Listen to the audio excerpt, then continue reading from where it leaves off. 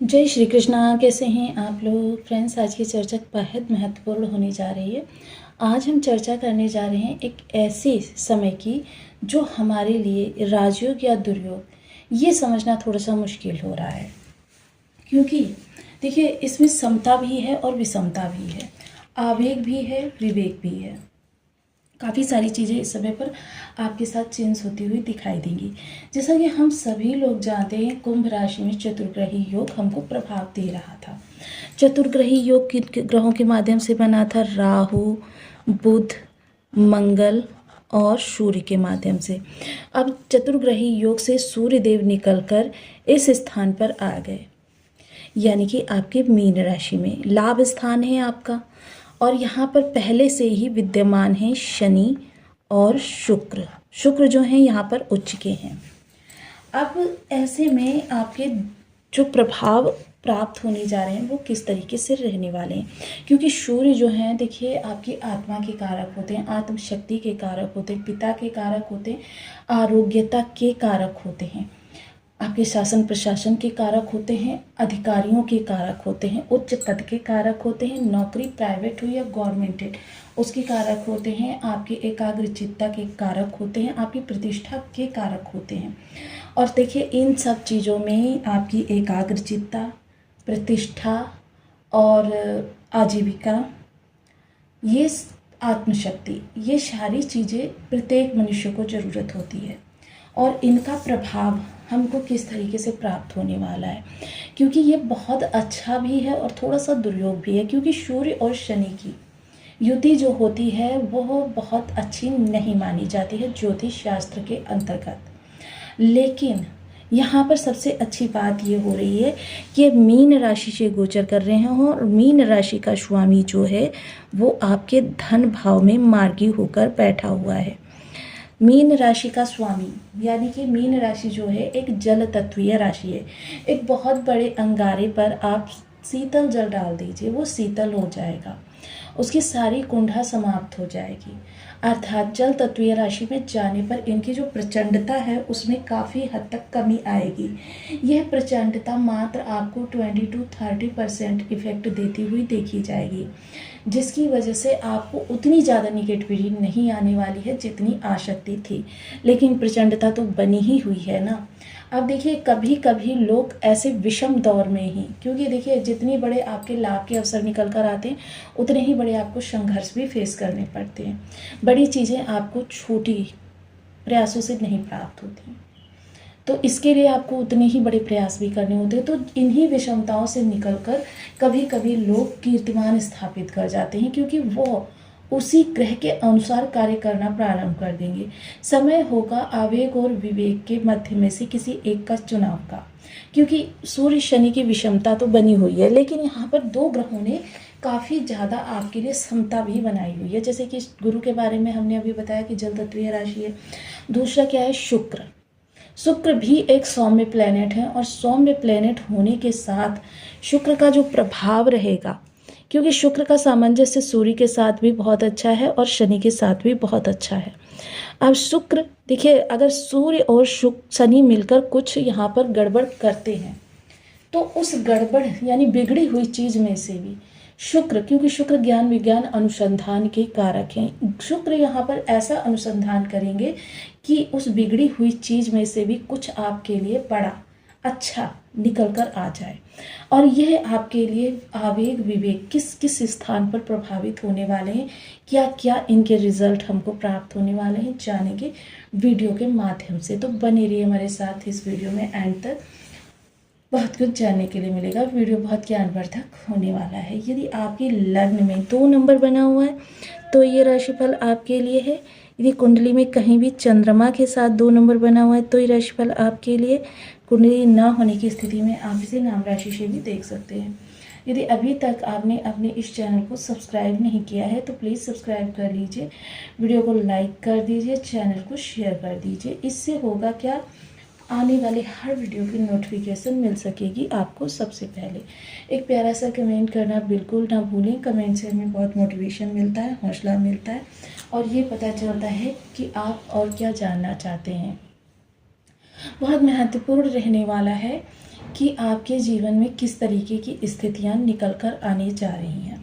सबसे पहले जब आपके द्वादश स्थान का कारक ग्रह की राशि में ये ग्रह बैठे हुए हैं, तो सबसे पहले थोड़ा सा यहाँ बड़े भाई बहनों के लिए आपको चिंता हो सकती है, किसी भी तरीके से हो सकती है। या तो उनका प्रोफेशनल स्टेटस किसी प्रकार से कमी कर सकता है, या उनको शारीरिक समस्या कोई हो सकती है। विशेषता सूर्य आरोग्यता के कारक होते हैं, तो यहाँ पर किसी भी प्रकार की दिक्कत उनको हो सकती है। प्रतिष्ठा आपकी बढ़ेगी, उसमें कोई दो राय नहीं है, क्योंकि शुक्र यहाँ पर चीज़ों को नियंत्रित करने के लिए बैठे हुए हैं। ये जो दुर्योग है ये मात्र आपको 20 से 30% ही प्रभाव देगा, इससे अत्यधिक नहीं देगा। और देखिए मोस्टली क्या होता है, इस पर भी डिपेंड करता है कि हम किन चीज़ों को ग्रहण करते हैं। आवेग को ग्रहण करते हैं तो हर जगह से हमें नेगेटिविटी मिलेगी। विवेक को ग्रहण करते हैं तो बिगड़ी हुई चीज़ों को या जो बिगड़ने वाली चीज़ें हैं उनको भी हम संभाल सकते हैं। तो बहुत चीज़ें आपके ऊपर भी डिपेंड करती हैं। लाभ के जो भी सोर्सेस हैं उनमें थोड़ी सी इस समय विषमता देखने में आएगी कि आपके जैसे जो आपके ट्रांसफ़र या प्रमोशन है ये डिले हो सकते हैं, इनमें थोड़ा सा विलंब हो सकता है।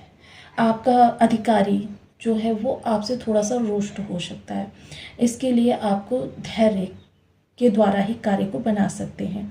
और कहें अगर क्रोध में, तो क्रोध में चीज़ें बिगड़ जाती हैं, इसके लिए आपको थोड़ा सा सावधान रहना चाहिए। अब यहाँ पर सबसे अच्छी स्थिति कौन सा ग्रह निकाल कर ला रहा है? सबसे अच्छी स्थिति तो वैसे देखिए शुक्र ही निकाल कर ला रहे हैं। सूर्य के साथ जब इनकी युति बनती है तो शुक्रादित्य नामक राजयोग बनता है, और शनि के साथ जब युति होती है तो ये भी किसी राजयोग से कम नहीं होता। तृतीय दृष्टि जो जाएगी लग्न पर, तो लग्न में देखिए थोड़ा सा आपके अंदर कॉन्फिडेंस लेवल कम होता हुआ देखा जाएगा। मतलब आप किसी कार्य के लिए पूर्ण पारंगत हैं, पूर्ण उसके लिए समर्पित हैं, फिर भी वो आपको रिस्पांस नहीं मिल पाएगा, जिसकी वजह से आपका कॉन्फिडेंस लेवल है थोड़ा सा डगमगा सकता है। आपके अंदर थोड़ी सी नर्वसनेस हो सकती है, मतलब उस कॉन्फिडेंस के साथ आप बात नहीं कर पाएंगे। वो आपके अंदर जो नेतृत्व क्षमता होनी चाहिए, एक टीम लीडरशिप क्वालिटी होनी चाहिए, वो नहीं आ पाएगी। ये आपके लिए थोड़ा सा समस्या का कारण रहेगा। थोड़ा सा आँखों को लेकर सचेत रहें, क्योंकि ये इस समय आपकी आँखों पर भी थोड़ा सा भारी पड़ सकता है। इसलिए अगर आप बहुत रात तक जागते हैं या बहुत आप टीवी वगैरह देखते हैं, टीवी मोबाइल वगैरह, तो आपको सतर्क रहना चाहिए। सप्तम दृष्टि जो आपके सीधे इस भाव पर जाने वाली है, तो देखिए सूर्य जो होते हैं अग्नि के कारक होते हैं, और यहाँ पर जठराग्नि विशेष होती है, इसलिए थोड़ा सा खान पान को लेकर संयत रहें और थोड़ा सा स्वास्थ्य को लेकर सचेत रहें। इसके लिए आपको, और वहीं विचारों में किसी प्रकार की आपके अप्रिय स्थिति नहीं उत्पन्न होगी कि आप किसी भी तरीके से अपनी ही चीज़ों को कुल्हाड़ी पर पैर मारने वाली स्थिति ना बनाएं। ये चीज़ रहेगी। यहाँ पर थोड़ा सा टकराव संतान के साथ हो सकता है, थोड़ा सा लव लाइफ आपकी इफेक्ट हो सकती है। बाकी अगर हम कहें स्टूडेंट्स वर्ग के लिए, उनके लिए भी अच्छा है। अगर हम कहें इस दौरान कि आपके बच्चों के प्रोफेशनली कैरियर में या स्टडी में किसी प्रकार की कोई दिक्कत नहीं आएगी, और थोड़ा सा टकराव तो बना ही रहेगा। थोड़ा सा सूर्य शनि की जब युति होती है तो पिता की तरफ से आपके सामने समस्याएं आ जाती हैं। पिता को स्वास्थ्य दिक्कत हो जाती है, या पिता के बिजनेस कारोबार में किसी प्रकार की दिक्कत हो जाती है, या फिर पिता और आपके बीच में मतभेद हो जाते हैं, जिसकी वजह से काफ़ी समय तक अबोला भी रहता है। ये सारी चीज़ें आपको फेस करनी पड़ सकती हैं। बाकी कॉन्फिडेंस लेवल देखिए, अब यही चीज़ें अगर मैंने बताया ना, जैसे विवेक के साथ संभालेंगे तो फिर कोई बहुत बड़ी इश्यूज़ नहीं आएंगे, लेकिन अगर आप आवेग के द्वारा संभालेंगे तो शायद ऐसी स्थितियां उत्पन्न हो जाएं जो शायद आपके पूरे जीवन काल में आप इनको ना संभाल सकें। दसम दृष्टि जो आपके अष्टम स्थान पर जाने वाली है, तो देखिए इस दौरान अगर कहूँ तो आपको थोड़ी सी अचानक कुछ चीज़ें ऐसी भी देखनी पड़ सकती हैं जो आपकी एक्सपर्टीज में नहीं होती हैं। आपको थोड़ा सा ऐसा भी समय फेस करना पड़ सकता है जो आपकी आशा से अनुकूल ना हो, यानी कि जीवन साथी के अंदर अहंकार, अगर वो किसी जगह पर कार्यरत हैं और आपके लिए किसी भी तरीके की वो अच्छी स्थिति बनाना चाहते हैं, तो थोड़ा सा अहंकार आपको परेशान कर सकता है। क्योंकि देखिए हर किसी की बातों को इंसान बर्दाश्त कर सकता है, लेकिन अपने पार्टनर के द्वारा किए गए बर्ताव को, अच्छा हो या बुरा, वो काफ़ी लंबे समय तक याद रखता है। तो ऐसे में पार्टनर के अंदर अहंकार थोड़ा सा आएगा, थोड़ा सा रूडनेस आएगी, थोड़ा सा टकराव भी होगा। इस टकराव को भी देखिए आपको विवेक से ही संभालना होगा। थोड़ा सा ससुराल और ननिहाल पक्ष के जो रिलेशन है इनको संभाल कर चलना होगा। इस दौरान कोई खास उम्मीद उन लोगों से भी नहीं की जा सकती है जो किसी भी तरीके के गुप्त अनुसंधानों में लगे हुए हैं, क्योंकि शनि इन चीज़ों के कारक होते हैं और सूर्य जो होते हैं वो देखिए बेशक एकाग्रचित्ता को बढ़ाते, लेकिन चीज़ों को सफल होने की गारंटी भी सूर्य के पास है। लेकिन फिर भी अगर यहाँ पर ये विषमता का माहौल, प्रतिकूल माहौल बन रहा है तो थोड़ा सा वो फेस करना ही पड़ेगा।